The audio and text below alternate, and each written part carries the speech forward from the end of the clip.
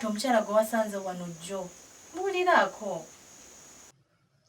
Olaba Martha, simanyi ekyaddala, simanyi bwe nnyinza kikunnyonnyola n'okitegeera. Naye kati nedda Martha, kati tukole bwe tuti. Mbadde nsaba okkirize kyo tukyogereko enkya ng'ozze ku ddwaliro. Mbuulira, ndi fine. Mbuulira, just tell me. Kakati olaba, kale kati kankugambe bwe kiti Martha, let me be open to you.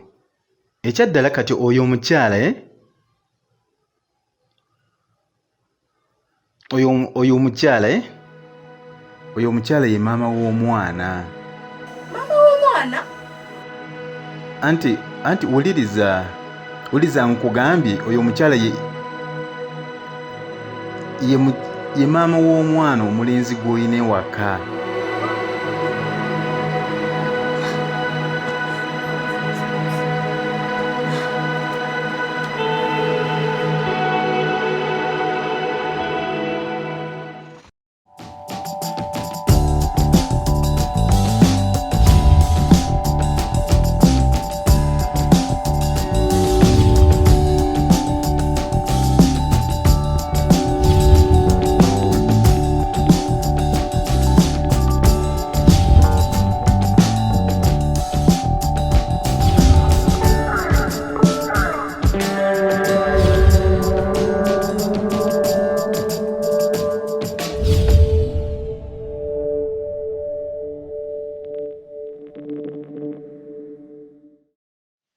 Officer, nze kyenjagala kintu kyangu nnyo.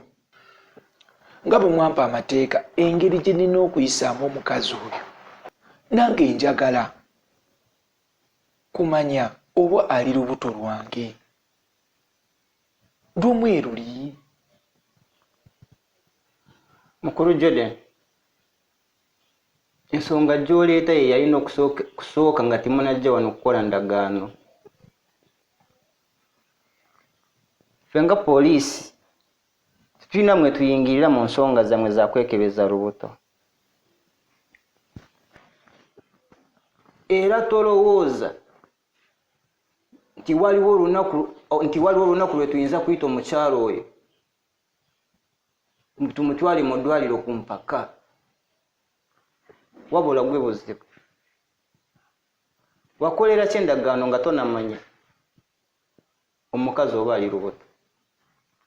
Naye officer, omukazi oyo wa ssente mmeka? I cannot supe. Weetegeka ombigire ebyange. Amaka gange gaweddewo lwa mukazi oyo. Sisobola wadde okudda ewaka okusulayo wadde olunaku olumu weeruti. Mukazi wange ye yanobye. Mr. Jordan, kino tikiri ku ssente, wabula kiri ku kituufu ki ky'olina okukola. Omukyalo oyo ojja kumulabirira akuze olubuto, oba omukwate mpola mpola omutwale mu ddwaliro mu mirembe.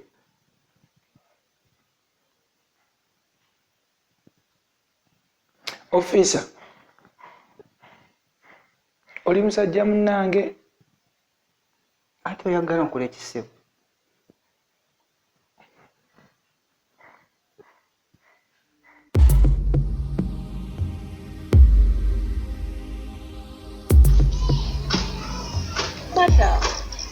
Martha wange, tonnatereera mukwano, wandigenze enkya.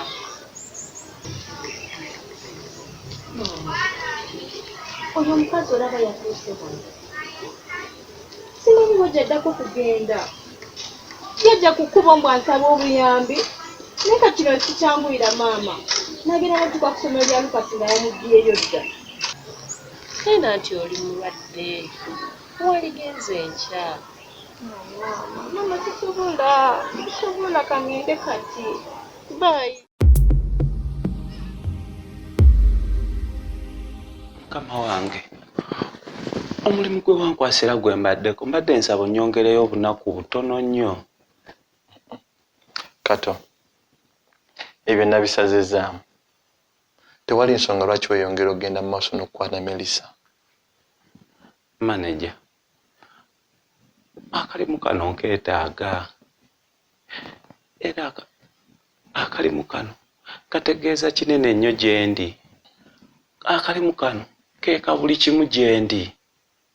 Maneja, wali badde onsaasira busaasizi mukama wange.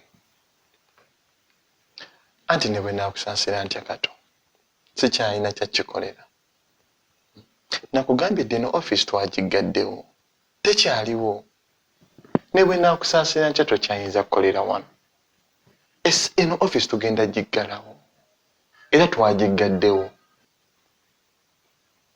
Wabula nze nteesa bwe nti Kato, funa engeri yonna gye weeyiiyaamu.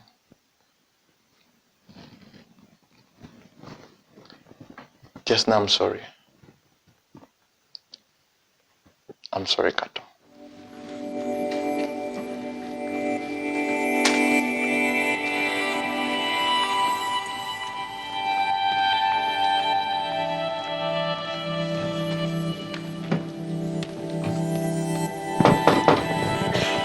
Yingira.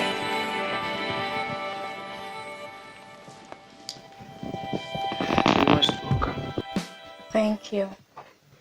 Wasiibye otya ssebo? Kyendi nali nalekako wano application yange naye bankubidde ku Friday ne baŋŋamba nina appointment wano eya interview leero. Okay. Nyegwe. Pauline.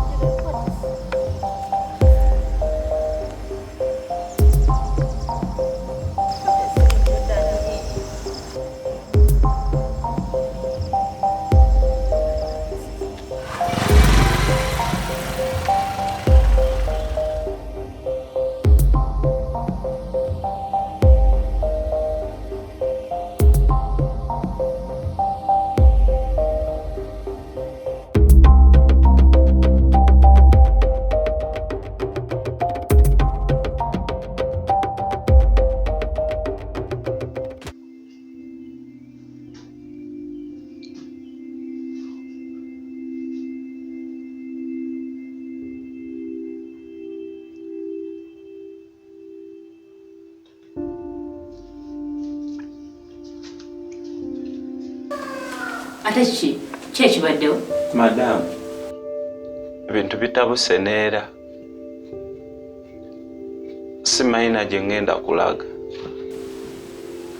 Kiki Brian akugobye? Mbu woofiisi bagenda kugiggala.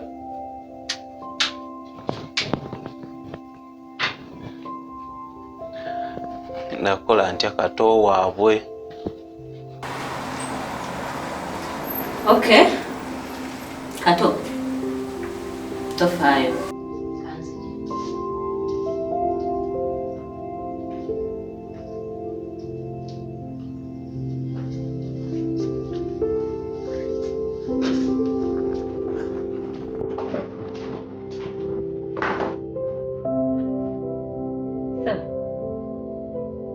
Ate Kato ngobye waaki? Melissa, what's the social of oluvannyuma ne twogera? Sigenda kukula Brian. Kati otuusa okumaliriza nga Kato. Bw'ogenda kungoba? Kisoboka.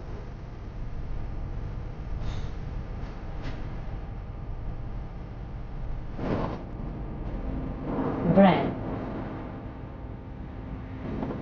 Mr. Bennett yagenze okugamba nti agenda kugula ofiisi eno.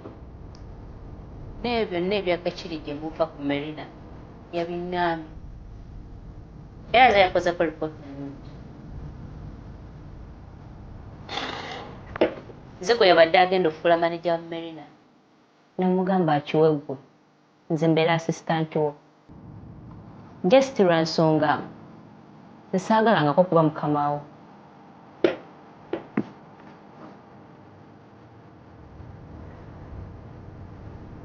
Ssebo, tugenda ffenna ku Merina nga ne Kato kwali. Bw'aba tagenda kujja naye tugenda kujjayo. Bw'oba oyagala ngezesaako olabe.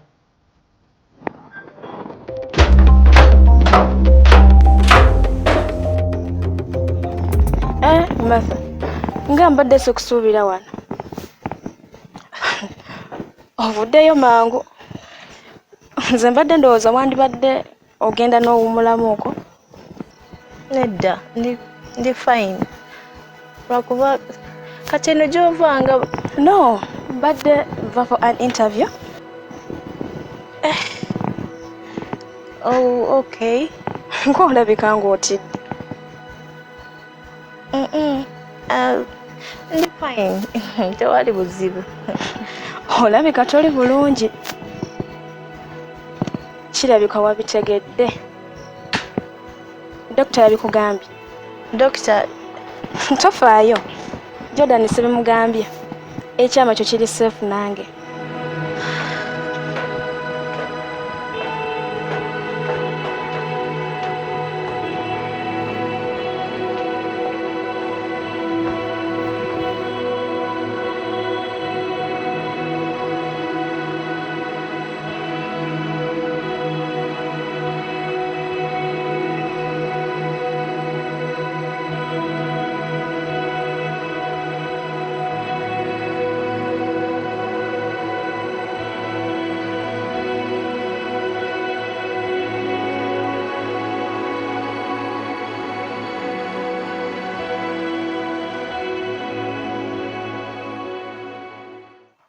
Naye kati ekyo kiba kitegeeza naawe olina okuvaawo kuba oyinza ofundira nga gwakafiiriddemu. Nga nkafiiramu nti naye gwe omanyi kali akakazi we kamanyiirira nanko Jordan kamuvuma ssebo. Nze nakakaliddemu. Sooka oleke. Kati bannyini maka babiri balema. Mbuggwe obeeko n'ekyokola. Come on. Musa. Vanessa. Mbali ekibatawaanya kisa. Nze akakazi nakayigako ekintu eki kimu. Bwe kakumanyiira n'otabuka. Kati naye bw'osirika nga kakulinnyako. Nze kyova olaba sikyakawa gaapu nange ntabuka. Kati mbufunze ky'ogamba toyagala nakubeera nange. Bw'oyagala kubeera mu ntalo zitali nazizo. Musa, si ekyo. Ate si ekyo kitya. Lowoozaamuko ku Lucas omwana omuto. Agenda akola atya nga bazadde be beeyuzizaamu. Anti Martha yagenda. Uncle Jordan tasiibaawo. Kati golooza akazi kasobola olabirira omwana yadde ennaku 3. Nga ne bwenjogerera kazunze dda. Gwe nkolera ekintu eki. Gwe nnyamba nkolera kinnagambye. Buli kimu kigenda kugwa mu bbanga ttono nnyo. Naye okulimba kubi nze mbadde manyi wallahi tufunye n'omukisa okutandika obulamu bwaffe ffembi. Nga tewali kikuba ku mukono Vanessa. Nedda Musa. Kino kale tukikole ku lwa bakama baffe. Kuba naye bakama abo ate batuyisangako bubi. Okay. Kale nsuubiza nti nawe bikuggwera tugenda beera ffembi. Ye Musa, kusuubiza. Tugenda beera ffenna. Obudde tukyalina bungi. Ndoza kamende nzigyeyo bukasi tujja kusamu. Kale. Bye. Bye.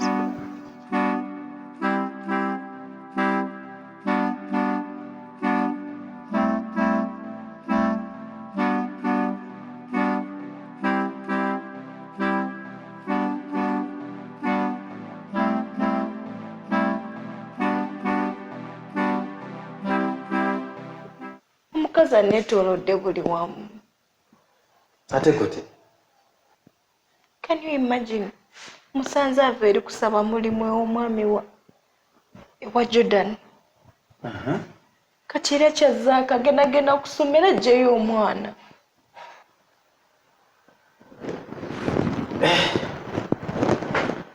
Nekyo ndaba nga tekisoboka. Olw'ensonga tosobola kuŋŋamba nti asobola okugenda ku ssomero ne bakwata omwana ne bamuwa n'amala gamutwala bw'atyo. Tekisoboka. Nze sitayinza kwawula kikisoboka na kikitasoboka. Kubanga byonna bye nalowooza nti ebisoboka dokita byasobose. We yatuukidde mu kyalo kati atola ku ssomero.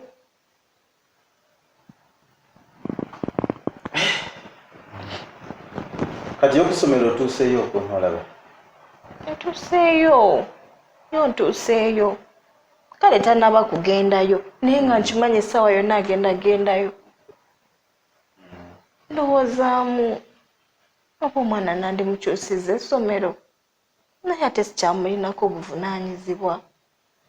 N'amaka gange mbadde nwana okukuuma ebbanga lyonna tegakyaliwo.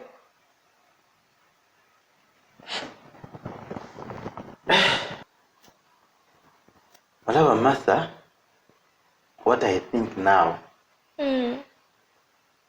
kyendaba kiyinza okukola omusajja mubuulira amazima. Sikulimba, omusajja mubuulira amazima akitegeere. Kuba bw'anaakitegeera ne bw'anaabaawo ekiguddewo mujja kuba nga musobola okukikwasaganya nga muli awo. Sikulimba. Dokita, nze nakugambye nze n'omwami wange twayawukanye. Tewali nsonga yonna gye tusobola kuteesaako babiri. Tewali. Anti olaba Martha, era kyekimu kinkugambye. Ogambye kati kano ke kaseera kennyini bw'oyina omugambira amazima n'akimanya. Oba okitegeera? N'akimanya. Kati bwe kimugambye bw'okola nga bwe nkugambye. Bwe kimugambye kijja kijje. Tiwa kyali kyakukola.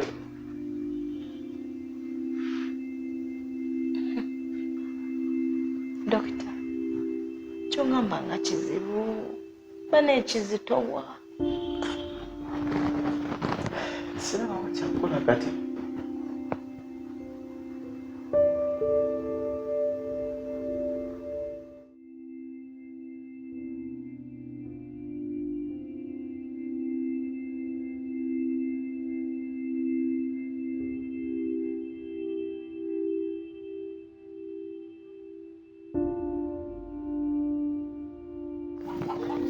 Madam Martha. Madam. Ng'obadde obuze.